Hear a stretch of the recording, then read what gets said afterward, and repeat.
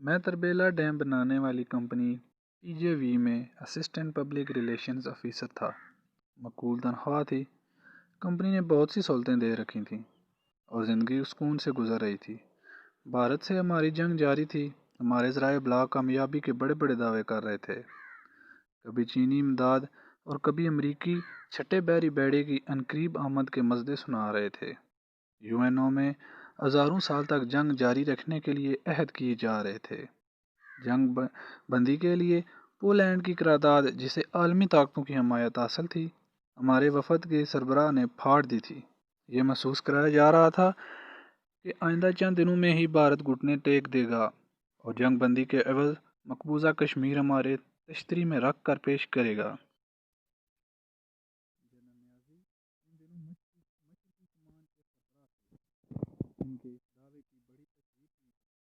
بھارتی افواج کو واپس ان کی سرحدوں میں دھکیل دیا گیا ہے اور بھارتی ٹینک ان کی لاش ہی پر سے گزر کر ڈھاکہ میں داخل ہو سکتے ہیں۔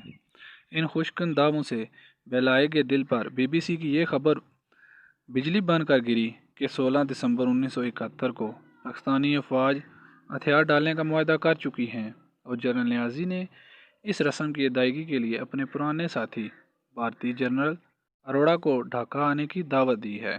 یقین جانیے، پہلے تو یہ خبر سن کر سچ ماننے پر دل ٹکا ہی نہیں کہ مسلمان ہندوؤں کے آگے ہتھیار ڈال دیں گے۔ دنیا بھر میں صرف مسلمانوں کو ہی مارشل ریس یعنی جنگجو قوم کہا جاتا ہے۔ اس مارشل ریس کی سب سے بڑی سلطنت کے 2 لاکھ تونے اور دنیا بھر میں مسلمان فوجیوں کی سب سے بڑی تعداد کے ہندوؤں کے آگے ہتھیار ڈالنے کا واقعہ کوئی معمولی صدمہ نہ تھا۔ اس صدمے کی وجہ سے 2 دن ہمارے گھر میں کھانا نہ پکا۔ مجھ پر اس صدمے کا اتنا اثر ہوا کہ حالت جنون میں انتہائی تیز رفتاری سے اپنی گاڑی میں بغیر کسی منزل کے نکل گیا۔ جب ذرا آواز سنبھلے تو میں جہلم سے بھی آگے نکل چکا تھا۔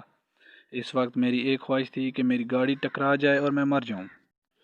آواز ذرا سنبھلے تو سوچا کہ مایوسی گناہ ہے، بجائے اس کے کہ میں اپنی جان بلا مقصد ضائع کروں، کیوں نہ اس ملک و ملت کے مفاد پر نچھاور کر دوں۔ 16 دسمبر کو سقوط ڈھاکہ ہوا اور 17 دسمبر 1971 کو میرا بیٹا تربیلا کی کمپنی ہسپتال میں پیدا ہوا، لیکن میں اس کی صورت 2 روز بعد دیکھی۔ کمپنی کا جنرل منیجر اور میں چونکہ ایک ہی دفتر میں بیٹھتے تھے، اس لیے دن میں کئی بار اس سے ملنے کا موقع ملتا۔ غالباً 20 یا 21 دسمبر کو وہ میرے کمرے میں آیا اور کہا کہ میں تمہیں لڑکے کے پیدا ہونے کی مبارکباد دوں یا پاکستان کے 2 لاکھ تونے اور شکست کھانے کا افسوس کروں۔ میں نے اسے جواب دیا کہ قوموں کی تاریخ میں اتار چڑھاؤ میں 34 برس کا عرصہ کوئی حقیقت یا فیصلہ کو نثر نہیں رکھتا۔ 6 برس قبل اسی بھارت کو ہم نے ایسی شکست دی تھی کہ دوران جنگ اس کے نمائندے نے یو این او میں چلا چلا کر کہا تھا کہ ہم ابھی اور اسی وقت جنگ بندی کے لیے تیار ہیں۔ جنگ بندی کے فوراً بعد معاہدہ تاشکند پر دستخط ہونے کے بعد بھارتی وزیر اعظم لال بہادر شاستری اپنی مکمل شکست سے بچنے کی خوشی برداشت نہ کرتے ہوئے وہیں مر گیا۔ 1965 کی جنگ میں پاکستانی بارڈر سے 240 میل دور بھارتی حکومت نے اپنا دارالحکومت دلی سے الہ آباد منتقل کر دیا تھا۔ بغیر اعلان جنگ کے حملہ کرنے والے بھارتی بارڈر سے صرف 14 میل کے فاصلے پر لاہور اور 6 میل کے فاصلے پر سیالکوٹ جیسے اہم شہروں تک بھی نہ پہنچ سکے، جبکہ اس وقت ان کے کمانڈر ان چیف نے اعلان کیا تھا کہ 6 دسمبر 1965 جس کی صبح 4 بجے بھارت نے پاکستان پر حملہ کیا تھا، کہ دوپہر کو میں لاہور جم خانے میں چھوٹا پیگ وسکی پیوں گا۔ بھارتی مقبوضہ کشمیر میں چھم جوڑیاں کی چھاونی پر ہمارا جھنڈا لہرا رہا تھا۔ قصور سیکٹر میں بھارتی سرحد میں 11 میل اندر ہم نے ان کے خاصے بڑے شہر خیم کرن پر قبضہ کر لیا تھا۔ ہم نے بھارتی ایئر فورس کے 300 سے زیادہ جہازوں کو ہوائی جنگ میں اور ہوائی اڈوں پر ہی تباہ کر دیا تھا۔ ہمارے ایک اکیلے ہواباز محمود عالم نے سرگودا کے ہوائی اڈے پر حملہ کرنے والے بھارتی MiG 19 6 جہازوں کو صرف 45 سیکنڈ میں MiG 19 سے کم تر جہاز F-86 سیبر سے تباہ کر دیا تھا۔ اس وقت ہماری ساری قوم ایک تھی، جیسے ہاتھ کی 4 انگلیاں اور ایک انگوٹھا مل کر گھونسا بن جاتا ہے۔ اس وقت پوری قوم ایک گھونسا بن چکی تھی۔ بھارتی تو پاکستانی گونسے سے اتنا ڈرتے رہے کہ شہید لیاقت علی خان نے بھارت کو صرف گونسا ہی دکھایا تھا کہ بھارت ڈر کر اپنی فوجوں کو بارڈر سے بہت پیچھے ہٹا کر لے گیا۔ لیکن افسوس، اب ہماری قوم سیاسی لیڈروں کے بہکاوے میں آ کر بٹ چکی تھی، جس کا نتیجہ ہمیں اس شکست کی صورت میں ملا۔ میں نے جنرل مینیجر کو کہا، تم مجھے بچے کی پیدائش کی مبارکباد دو، کیونکہ یہ بچہ ایک نئی شہر کی نوید لے کر آیا ہے۔ اور وہ کہنے لگا، میں دل کو بہت ڈھارس دیتا ہوں، لیکن دل تھا کہ قابو میں ہی نہیں آ رہا تھا۔ بالآخر جنوری 1972 کے دوسرے عشرے میں میں نے ملازمت سے استعفیٰ دیا۔ 1 ماہ کا نوٹس پیریڈ پورا کر کے میں اپنی فیملی کو اپنے گاؤں میں چھوڑ کر راولپنڈی آ گیا اور افواج پاکستان کے ایک انتہائی حساس ادارے میں جا کر خود کو کسی بھی قسم کے خطرناک کام کرنے کے لیے والنٹیئر کر دیا۔ ادارے کے حکام پہلے تو حیران ہوئے کہ مایوسی کے اس دور میں ایک سویلین اس طرح خود کو والنٹیئر کر رہا ہے۔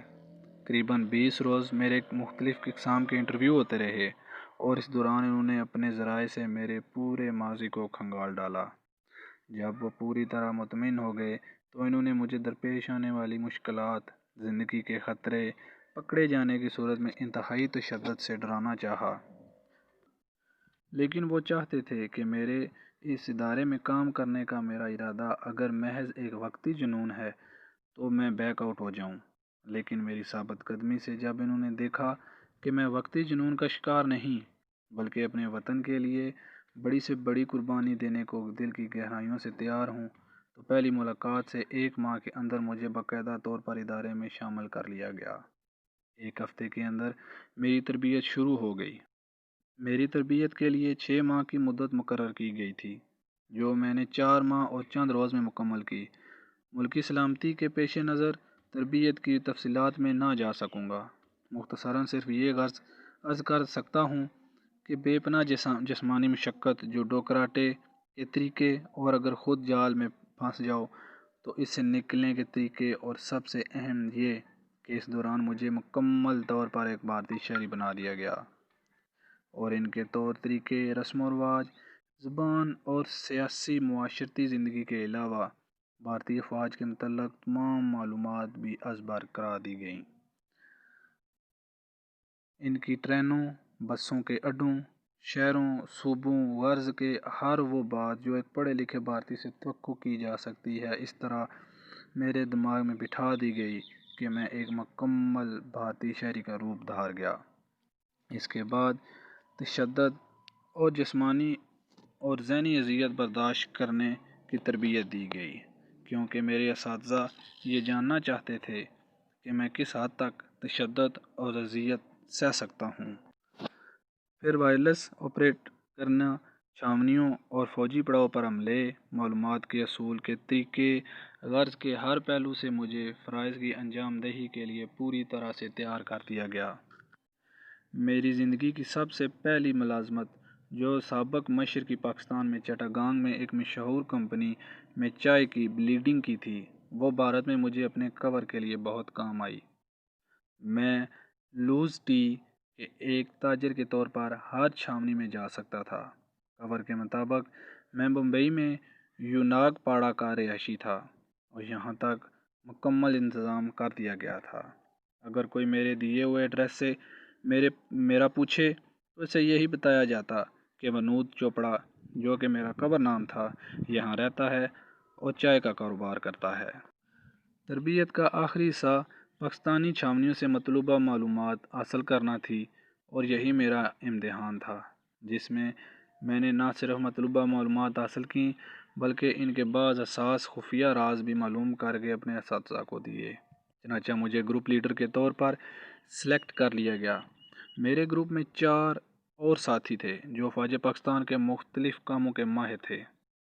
ان میں وائرلیس ٹیکنیشین، بلاسٹنگ کے ماہر، دوران مشن خطرے کو بھانپنے والے، یعنی ہماری نگرانی کرنے اور کہیں پھنس جائیں تو دشمن کو زیر کرنے یا بلاک کرنے والے تھے۔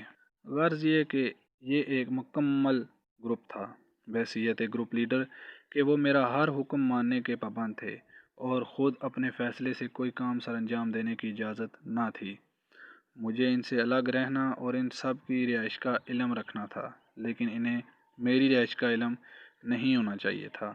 بھارت میں اپنے ہمدردوں سے رابطہ پیدا کرنے کی صرف ضرورت کے وقت ہی میں کر سکتا تھا۔ غرض کہ ہم 5 افراد کی یہ چھوٹی سی فوج اپنے مشن کے لیے بالکل تیار تھی اور ہمیں 24 گھنٹے کے نوٹس پر اپنے مشن پر روانہ ہونا تھا۔ ایک بات مزید کہ ہم پانچوں کو پہلی بار صرف تربیت مکمل ہونے کے بعد چند لمحوں کے لیے ملایا گیا۔ ایک دوسرے کے متعلق تفصیلی معلومات کسی کو نہ تھیں۔ یہ ایسے مشنز کے لیے انتہائی اہم ہوتا ہے تاکہ اگر کوئی دشمن کی گرفت میں آ جائے تو تشدد برداشت نہ کرنے کی صورت میں باقی ساتھیوں کے متعلق کچھ بتا نہ سکے۔ آخری کام جو اپنے رازوں اور ساتھیوں کی حفاظت کے لیے کیا گیا تھا وہ یہ کہ ہماری ایک ایک داڑھ نکال کے اس کی جگہ سخت پلاسٹک کی داڑھ لگا دی گئی تھی تاکہ جب تشدد برداشت کرنے کی سکت نہ رہے تو داڑھ کو چبا لیا جائے۔ داڑھ میں سائنائڈ بھرا ہوا تھا۔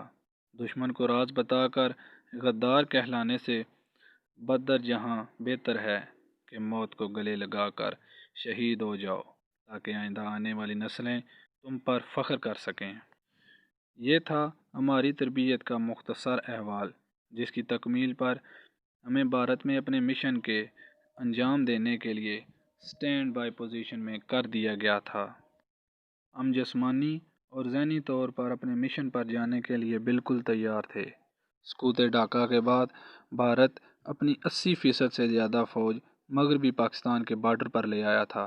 انٹیلیجنس رپورٹ سے معلوم ہوا تھا کہ سابقہ مشرقی پاکستان کے بعد بھارت پاکستان کے اس مشکل دور سے فائدہ اٹھا کر مغربی پاکستان کو بھی نگل جانا چاہتا ہے۔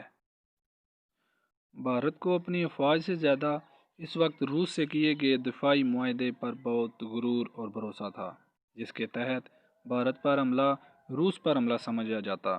پاکستانی افواج نے دوران جنگ اسی بھارتی روسی معاہدے کی وجہ سے محض دفاعی جنگ لڑی تھی اور بھارت کو اسی وجہ سے موقع مل گیا تھا کہ وہ مغربی پاکستان کے دفاعی لحاظ سے کمزور پوائنٹس پر بھی بھرپور حملہ کر کے پاکستانی حدود میں داخل ہو سکے۔ چنانچہ جنگ بندی کے وقت مغربی پاکستان کا 5000 مربع میل علاقہ بھارت کے قبضے میں جا چکا تھا۔ افواج پاکستان ہی نہیں بلکہ پوری پاکستانی قوم مایوسی کا شکار تھی۔ پاکستان میں بعد میں افغانستان میں روسی فوج کو شکست دے کر، جس کے نتیجے میں روس کے ٹکڑے ٹکڑے ہو گئے تھے، اپنا بدلہ لے لیا اور انشاءاللہ 1971 کی شکست کا بدلہ بھی ہم پورا لیں گے۔ خیر، میں اپنی اصل بات کی طرف آتا ہوں۔ ہمارا گروپ سٹینڈ بائی پوزیشن میں تھا کہ ہمیں 3 دن کی رخصت دی گئی اور ہدایت کی گئی کہ اپنا سب سامان گھر چھوڑ کر آئیں اور صرف جوتوں کا ایک جوڑا جو پہنا ہوا ہو، 2 ایسے جوڑے پینٹ قمیض لائیں جن پر کوئی بھی ایسا نشان نہ ہو کہ وہ پاکستان کے بنے ہوئے ہیں۔ یہ چھٹی ہمارے لیے روانگی کا گرین سگنل تھی۔ مجھ سے کاغذات پر اپنے ورثاء کے نام لکھوائے گئے، جن کی ایک کاپی مجھے اپنے ورثاء کو دیے گئے بند لفافے میں تھی۔ میرے باقی چاروں ساتھی تو باقاعدہ فوجی تھے اور ان کے کاغذات پہلے سے ہی تیار تھے۔ دوران مشن موت کی صورت میں ورثاء کے لیے معقول رقم اور بہت سہولتیں دینے کا اندراج تھا۔